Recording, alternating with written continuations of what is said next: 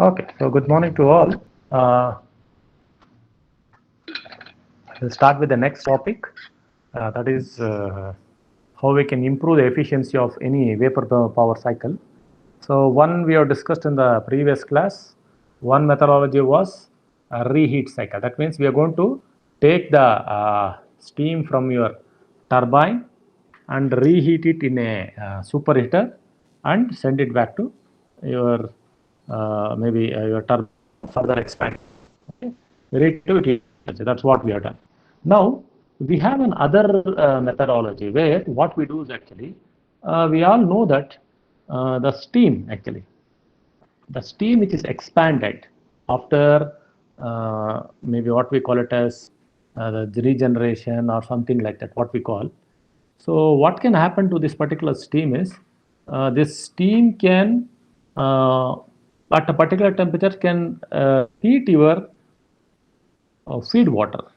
It can heat your feed water to an extent, so which is a better option, and because of this particular thing, the amount of energy that is spent, okay, the amount of energy that is spent in your what we call it as the uh, in the boiler or in the boiler, no, that will come down, because if I want to heat the water from a lower temperature, okay, if I want to heat the water from a lower temperature, so it consumes more energy. But if I try to heat the water from a little bit a slightly higher temperature, then the consumption of your energy will be low. Okay, so because of this, what will happen? Your overall thermal efficiency, what we call it a thermal efficiency, will improve. So this is one particular thing which is always a beneficial whenever we are trying to go for a reheating or regenerative cycle. Okay, what we try to do here is actually in regeneration, the steam. Okay, in regeneration, in a Rankine cycle, in a, in a Rankine cycle, the steam after expansion. Okay, the steam at a particular temperature, the expanded steam. Let me write it. The expanded steam at a particular temperature is heated is heated okay, is allowed to heat is allowed to is allowed to heat the heat the feed water supplied to the boiler. Okay, follow the heat water supplied to the water. This will improve the efficiency. Okay, this will improve the efficiency of the plant.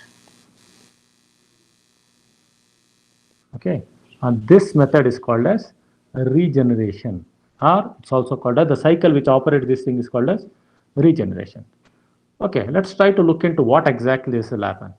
Say, let me explain through a block diagram, then on the to right hand side I'll put the TS diagram. So if I try to put a block diagram, it is something like this. I do have a boiler. Okay, okay, I do have a boiler. This is the boiler.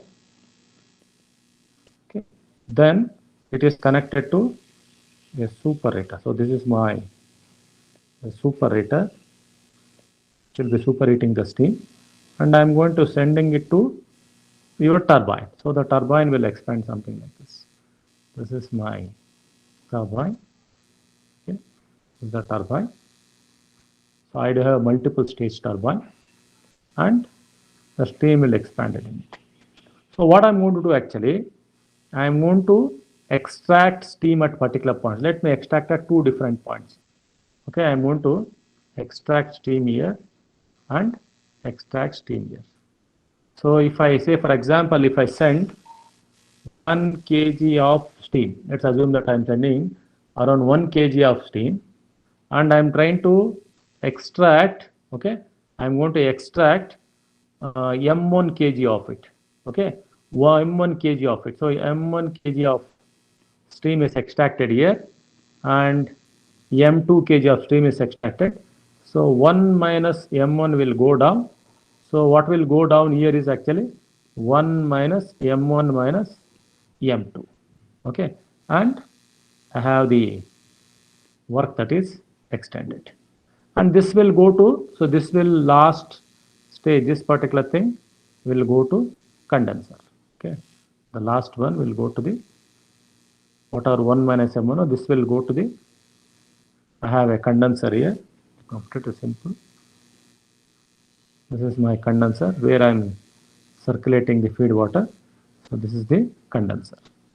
So I do have a condenser here and a feed water.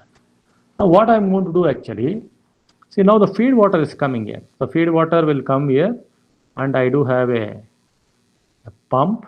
Okay. I have a small pump here which will be pumping the fluid. Now what I am going to do, I will try to put in heat exchanger here.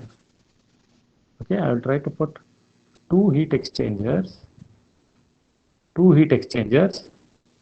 Okay, this is a heat exchanger 1, this is a heat exchanger 2, and allow the steam. Okay, this steam will be flowing through it. This steam will go through it. Okay, this steam will go through it, and this will get condensed. Okay, after this particular it get condensed, this is pumped back. I am going to use a small pump so that I am recovering. So this is m2 kg. Okay, and this is after condensing, this is pumped back to your main thing m1 kg. So I am getting back my 1 kg of steam what I have supplied. So like this, I am not losing any of the steam.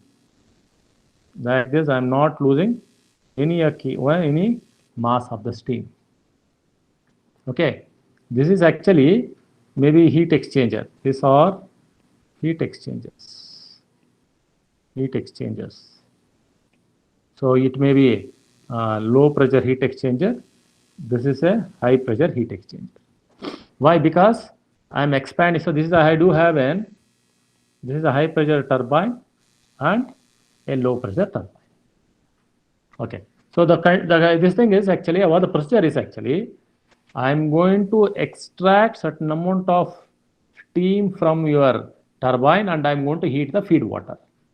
Then after next it will go to the next stage at a particular before somewhere around a low pressure turbine. I am going to extract some more mass of the steam, and I am going to heat the feed water. So like this, I am going to heat the feed water. So this methodology is called as reheating.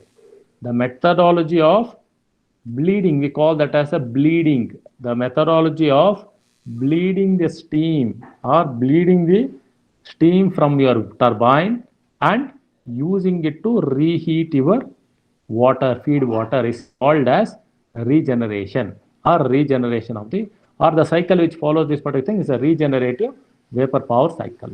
Okay, let me show it on the simple TS diagram. Okay, let me show the same thing on a TS diagram.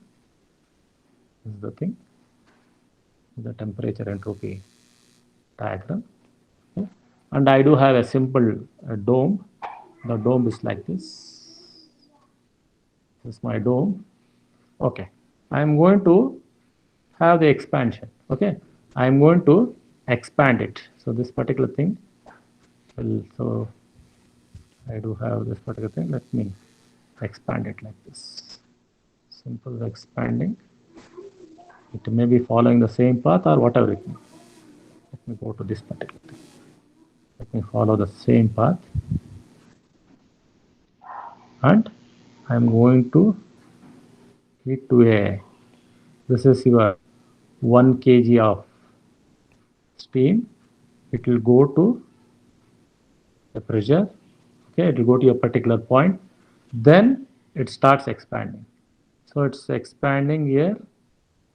Okay, somewhere I'm going to bleed it here. Okay, bleed it at this particular point. Okay, bleed it to This is what I'm going to do. This is the bleeding, what the bleeding will do. This is what a bleeding will do. Then further expansion, I will bleed it second time. Okay, then further expansion, it is a complete expansion. What happens in your condenser? So this is where I have my condenser. Okay, this is m1 kg of steam. So this is m2 kg of steam, and here it is 1 minus m1 minus m2 kg. This is m2 kg, m1 kg, 1 kg of steam. This is what is going to happen. Then what is left out here? See, here it is 1 minus m1. Okay, then whatever that comes out is 1 minus m1 minus m2. So I can show the same thing on it actually.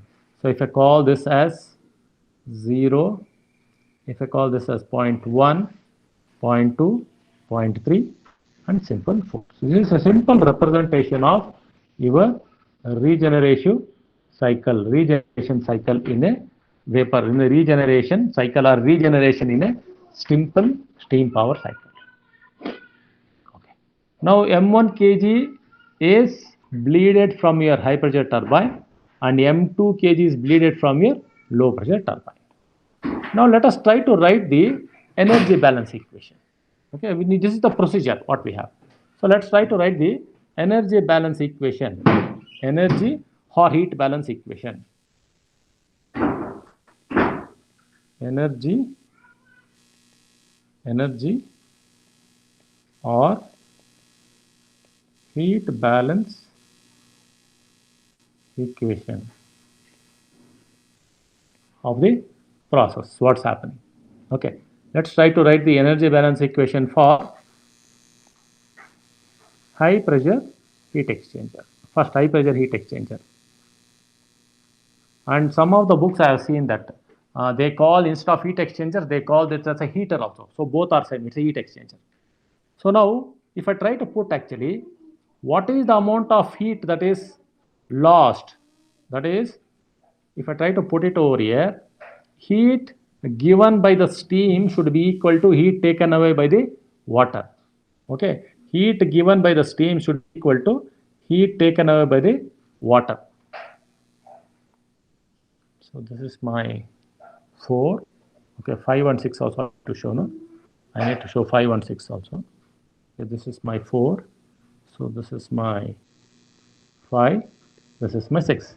Now let's try to understand this. What's happening here? Okay. Now heat given by the steam, m1 into h1 minus hf6. See, h1 minus hf6. This is the heat. See, this region. Look at this. This particular region. h1 minus hf6. Okay, this is the heat given by the steam, which should be equal to 1 minus m1 kg into hf6 minus hf5. Heat given by the steam should be equal to this particular point. Okay, what is the heat taken away by the water? That is hf. This is the one. See, this is the feed. This is the thing. Okay, this is the what it is gaining. This is the kind of hf6 minus hf5. So that means, let me write that, m1 into h1 minus hf6 is equal to 1 minus m1 into hf6, because it's a fluid completely, minus hf5. So let me call this as, okay, this is the expression. Now h1 must see what is your so I can simplify this. So what will happen? m1 into, okay, m1 into h1 minus hf6 is equal to hf6 minus hf5 minus m into hf6 minus hf5, or I can take this m to the left hand side, that is, okay, 1 minus m1. So m1, if I take it to the left hand side, this will be M1 into H1 minus HF6. So minus will become plus. This will be HF6 minus HF5. So this is what I have on the left hand side. To the right hand side, I have HF6 minus HF5. These are simple enthalpy expressions. Okay. Then what is your M1? Okay. Then what is your M1? M1 is equal to HF6 minus HF5 divided by, okay, H1 minus HF6 plus HF6 minus HF5. So this thing simply cancel out. Okay, I'm left with M1 is equal to HF6 minus HF5 divided by H1 minus HF5. So let me call this as equation number 1. So this is only for the first stage. Well, I'm taking only 2 stages. There can be more than 2 also. 2 methods of 2 at 2 points where I'm trying to extract. So here I'm trying to find the masses. What is the mass 1 in terms of enthalpy? So similarly, I can find mass 2 in terms of enthalpy if I consider the low pressure heat exchanger or low pressure heat exchanger or heater. Okay. Now energy balance or heat balance. Energy or heat balance for low pressure heat exchangers.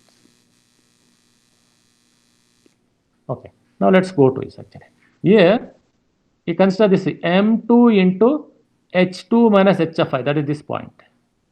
M2 into this from here to here, M2 into H2 minus HF5 will be equal to 1 minus M1 minus M2 into HF5 minus HF3. HF minus HF3. Okay, HF minus HF3.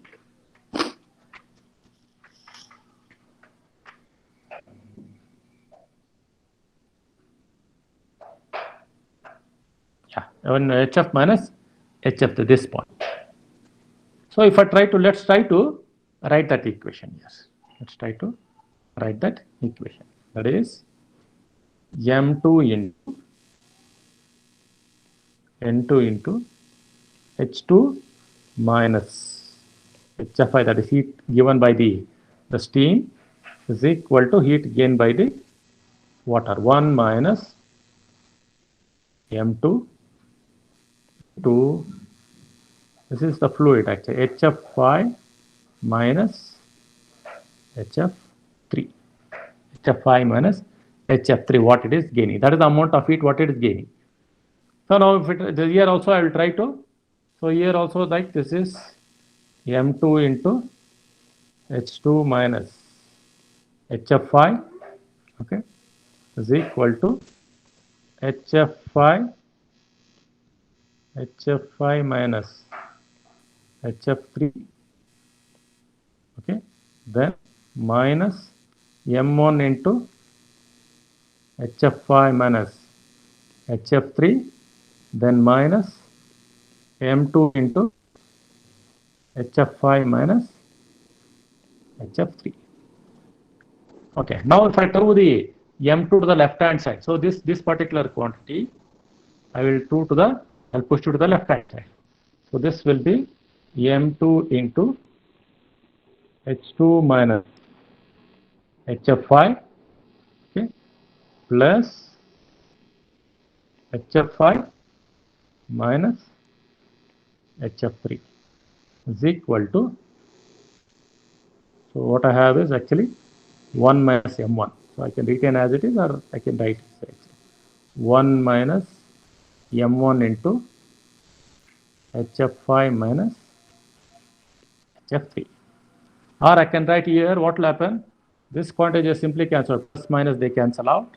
I am left with M2 is equal to 1 minus M1 into HF5 minus HF3 whole thing divided by H2 minus HF3. So this I am calling it as equation number 2. Okay. See, all the enthalpies what they're all in terms of M1 and M2. Okay. Let me write that.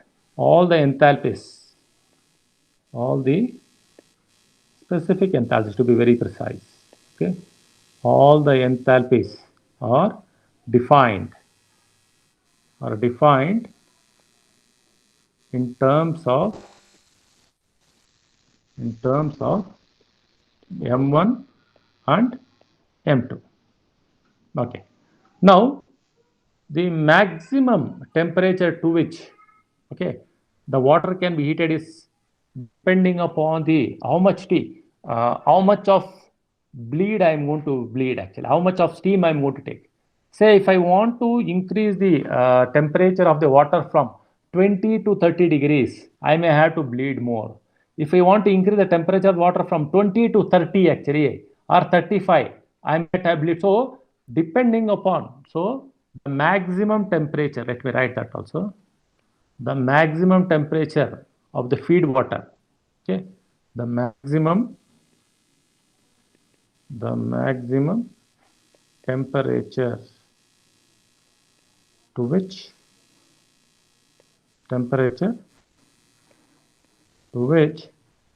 the feed water can be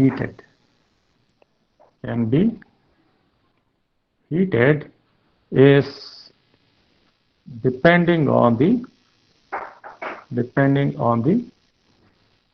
the bleed condition, that is the bleed, depending on the bleeding of the steam from the turbine, bleeding of the steam from the turbine. It can be high pressure or it can be the low pressure also. Now the condensate of the sea, the condensate from the bead steam is added. See, we have both. See, we have two things. One is I'm going to bleed the steam from your turbine. I'm going to heat the feed water. At the same time, at the end of the expansion, it will go to the condenser, and from the condensate also we are getting some amount of what we call it as some amount of heat is given to your bleed water. Okay. Now, what is the heat supplied in this cycle? Okay. The total heat supplied in this cycle, if you look at it, okay, the total heat supplied,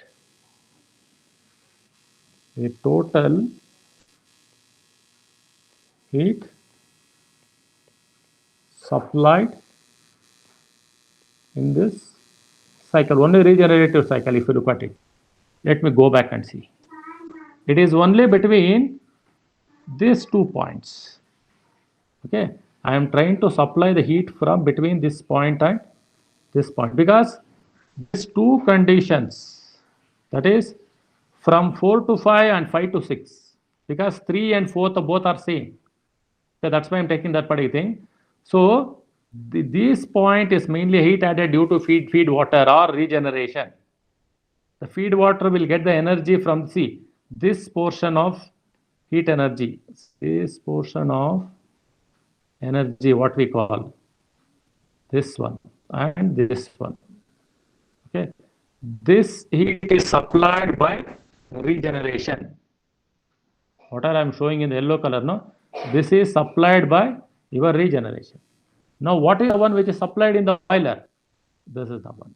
The orange color, what I am trying to cover. No, this is the energy that is supplied from your boiler. Then what is the heat actually? It is, if I call this as 0, this will be H0 minus HF6. Okay, H0 minus H6, but H6 is your fluid, that is why it is called as H06. Now this should be equal to, okay, this should be equal to isentropic work done. What it is, isentropic work, if you look at it, m1 into h0 minus h1 plus m2 into h0, okay, minus h2 plus 1 minus m1 into m1 minus m2 into h0 minus h3. Okay, that is, if I try to look at it, m1, what is the thing? First, actually, m1 into h0 minus h1, then m2 into h0 minus h2, and 1 minus m1 into h. So these three conditions. This one, then from this point to this point, this one, then this point to this point, this one. So all these things is the net amount of heat work, which is mainly due to isentropic work. Now try to take the ratio of it. Work done to heat supplied, you will get your thermal efficiency. Okay, you will get your thermal efficiency. That's a very simple way I'm trying to do this expression. Okay, very simply I'm trying to do this expression. Let's write it. The heat supplied is due to in the external cycle, that is equal to, that is, let me call it as QH.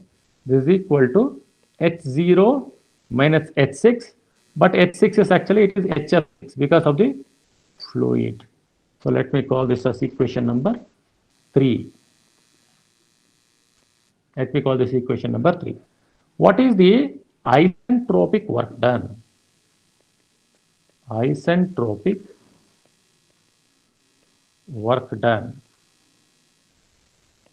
Already I told that what is actually, it is actually isentropic work done means it is a W, which is equal to m1 into h0 minus h1 plus m2 into h0 minus h2 plus 1 minus, okay, 1 minus m1 minus m2, okay, into h0 minus h3. So let me call this as equation number 4. Now what is my thermal efficiency? Therefore thermal efficiency of the regenerative cycle. Thermal efficiency of the regenerative cycle. Okay, what it is actually? It is nothing but work done by heat supply. Work done by heat supplied. Okay, what is work done actually? It is m1 into h0 minus h1 plus m2 into h0 minus h2 plus 1 minus m1 minus m2 into h0 minus h3, whole thing divided by, okay, whole thing divided by h0 minus hf6. This is my thermal efficiency. Let me call that as equation number 5.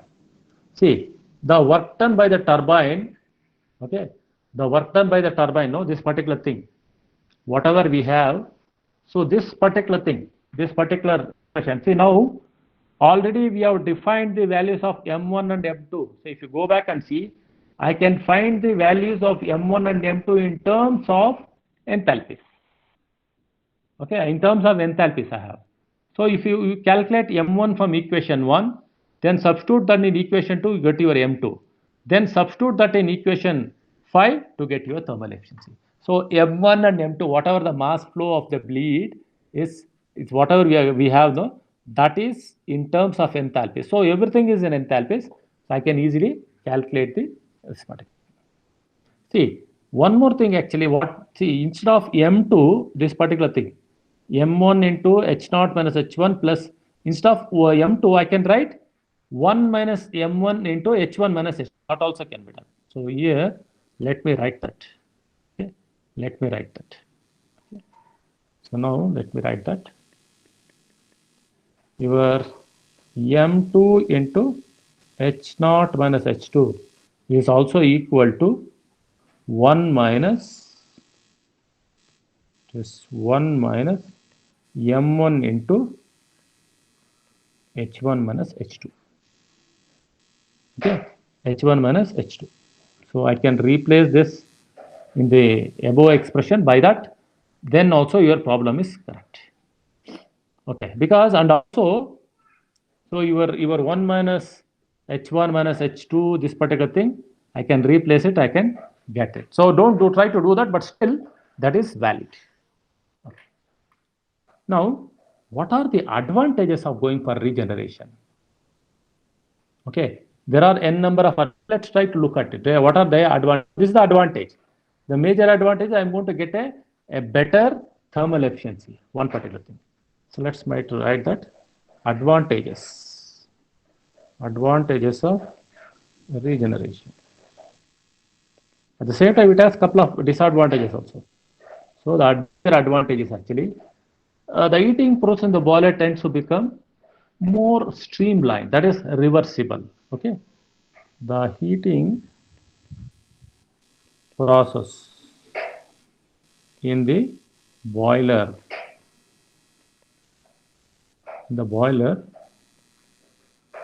becomes more streamlined because of the heating of feed water. So few books they call that as reversibilizing, or it may be a little bit reversible. Okay, now because of the less heat added in the boiler, okay, because of the less heat in the boiler, the thermal stresses the boiler also will come down. The thermal stresses in the boiler, okay, boiler are minimized.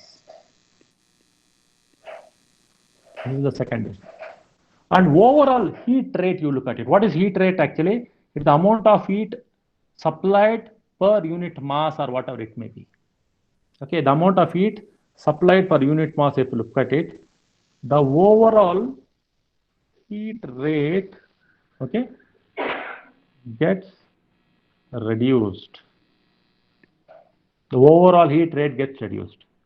The fourth one, the thermal efficiency. The thermal efficiency of the cycle,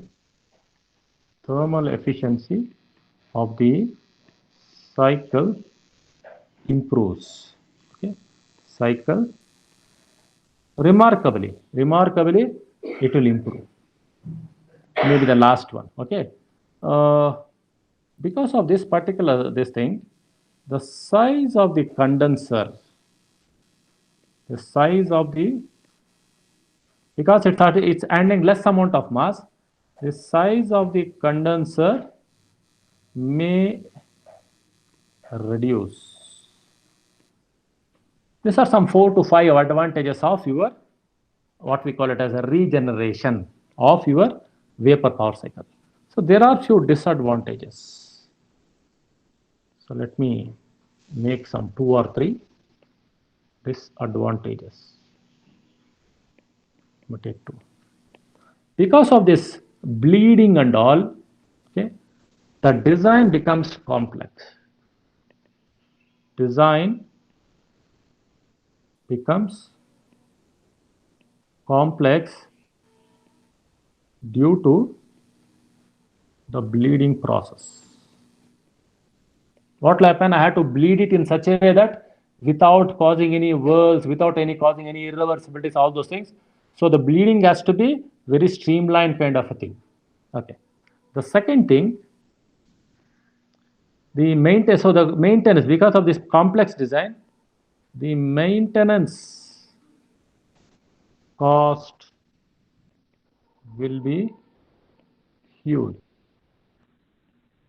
The third one, the overall installation and production, and because of the complex design, overall installation and production cost is high.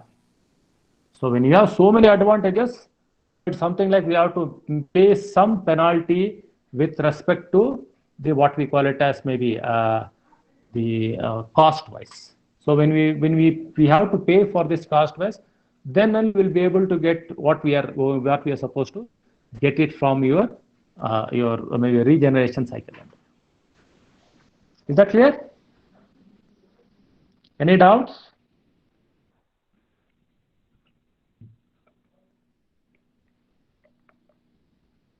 Hello? Can anyone speak by unmuting? Yes, ma'am. Yes, sir. Any doubts? Or it's clear? No doubts, sir. In detail, I will try to explain actually. In detail, I will try to explain it. Okay. That means what exactly, maybe if you refer to some of the textbooks and all, they try to complicate it, but this is simple way. So I'm taking only 2 processes. So I think some of us, they taken 3 bleeding and all. So I think 2 is enough. One from the high pressure, even when you're writing also, it will be easy for you. One you can tell high pressure turbine, other one you can tell low pressure turbine. So simple process, just look at this particular, whatever the line diagram I have put. I have a boiler, I have a superheater. So certain kg or 1 kg of steam will go to the turbine, and some M1 amount of steam is bleed from your high pressure turbine. M2 kg of steam is bleed from the low pressure turbine, and that is used for feed water.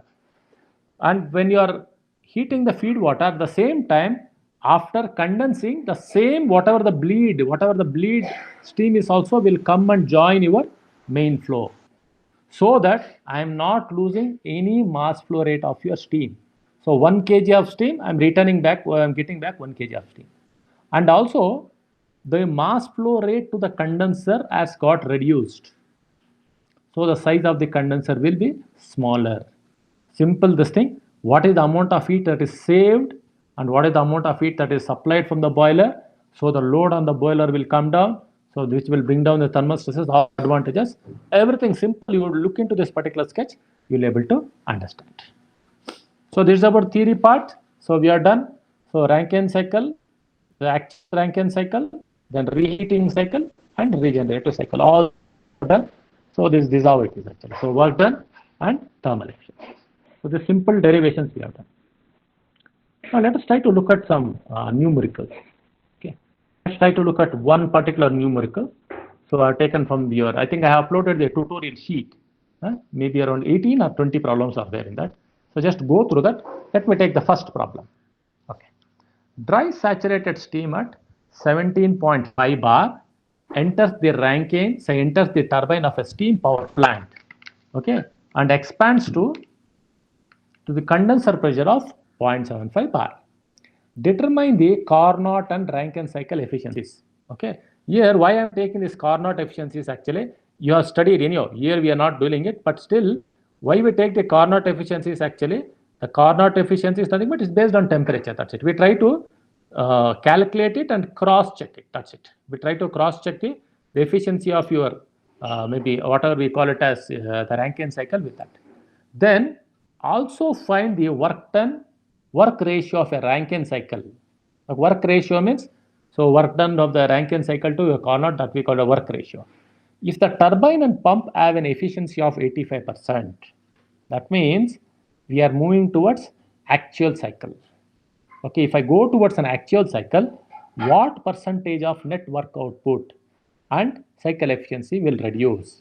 So first is the theory. So first in the same first problem itself, so I do have 2 cases. The first case is the theoretical cycle. The second case is the actual cycle. Is that clear? Okay. Okay. Now let's try to put it on the TS diagram and try to solve it.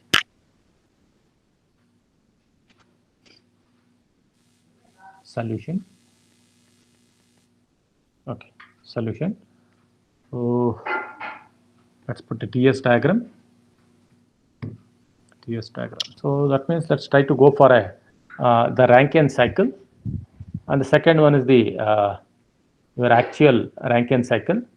Then we'll try to compare it. That's what we are trying to look into, this kind of a thing. The theoretical one. Okay, the theoretical one. So let's try to put the TS diagram.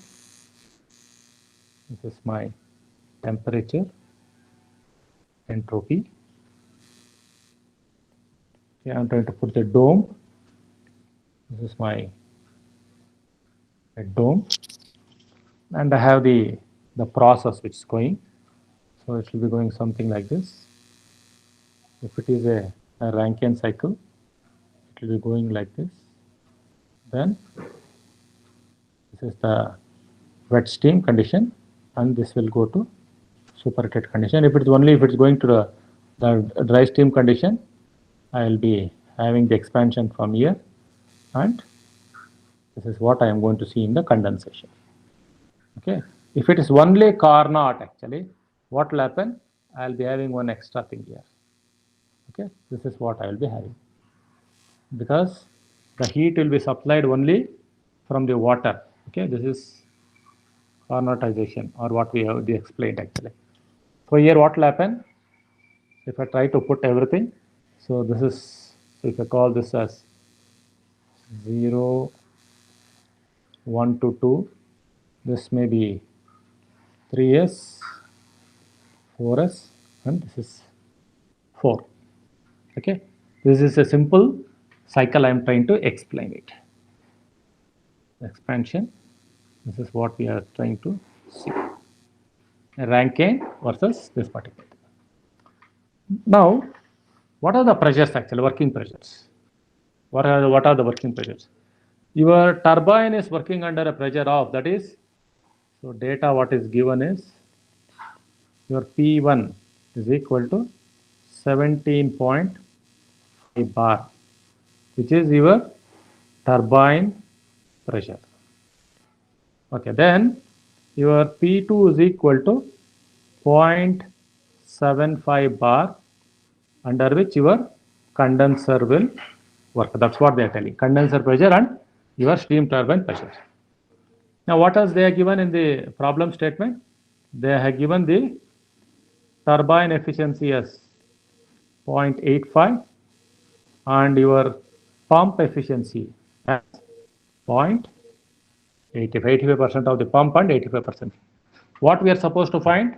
Work ratio of Rankine cycle, percentage reduction in the net work done, and the thermal efficiency of the Rankine cycle. This is the three things which we are supposed to find. Okay, rest we will find one by one. Now from the steam tables, let's go to the steam tables. From the steam tables, you have to interpolate. Okay, from the steam tables at 17.5 bar. Okay, at 17.5 bar, and your P, that is your P2 and P3. I think what I have marked is P2 and P3. Just I am going according to that. So steam tables at 17.5 bar and 0.75 bar. Okay, let's try to write for the first. We'll write for 17.5 bar. What is the saturation temperature? Okay, at 17.5 bar. Okay, I the thing at all the salient points, all those things, we'll try to look at it. So saturation temperature is equal to 205. I ought to do some interpolation actually. If you want, you can do the interpolation from your calculator, because it's between 17 and 18 bar. You have to do the interpolation. So I have done that this thing. So I have the values. You can cross check it. 205.76 degrees Celsius. Okay. Then VF is equal to 0.00116 meter cube per kg, and VG equal to 0.11349 meter cube per kg. Then we have the enthalpies. HF is equal to 878.48 kilojoules per kg. Then Hg is equal to 1915.95 kilojoules per kg. Then SF, okay, sorry, 2974. This is actually 2974. 2794.43 kilojoules per kg. Then I have the SF, which is equal to 2.3846 kilojoules per kg degree Kelvin, and Sg is equal to 6.3890 kilojoules per kg degree Kelvin. Now the next thing, at 0.75 bar. So this is at 17.5 bar. Now this is at 0.75 bar actually. T saturation is equal to 91.77 degrees Celsius. Then Vf is equal to 0.1037 meter cube per kg. Then Vg is equal to 2.21711 meter cube per kg. Then Hf is equal to 384.36 kilojoules per kg, and Hg is equal to 2662.95 kilojoules per kg. Then I have SF. SF is equal to 1.2130 kilojoules per kg degree Kelvin, and Sg is equal to 7.4564 kilojoules per kg degree Kelvin. I know that it will going to take a good amount of time for you to do these calculations. Okay, to do these calculations. Now, once you get all these values, say these values you just note down. Okay. Now, what are the points which you have to look at? See, I need to get the at 17.5 bar, what is the enthalpy? Because if it is based on Carnotization, so for a Carnot cycle,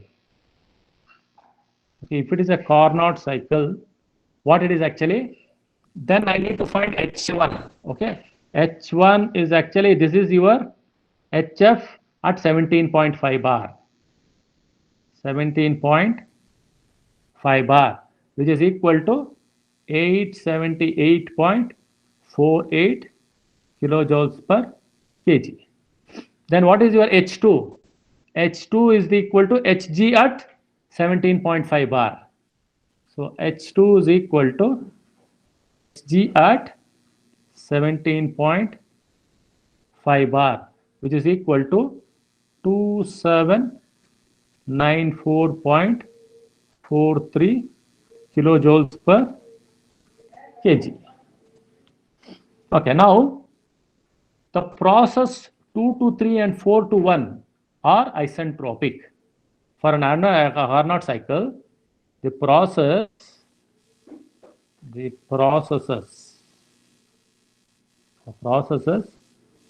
2 to 3 and 4 to 1 are isentropic.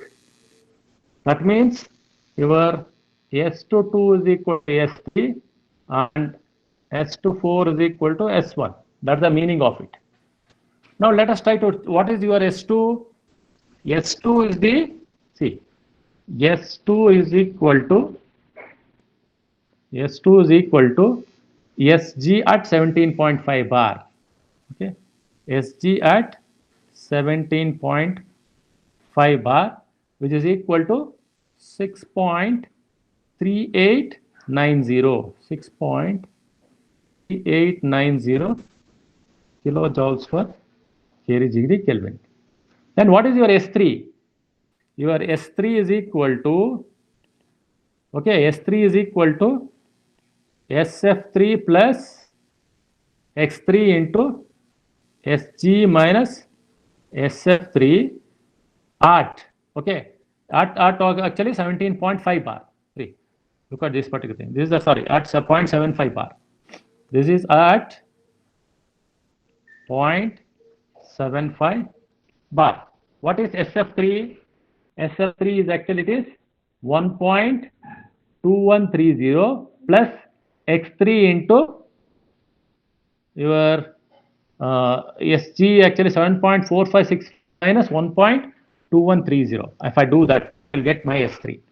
So S3 is equal to 1.2130 plus X3 into 7.4564 minus 1.2130.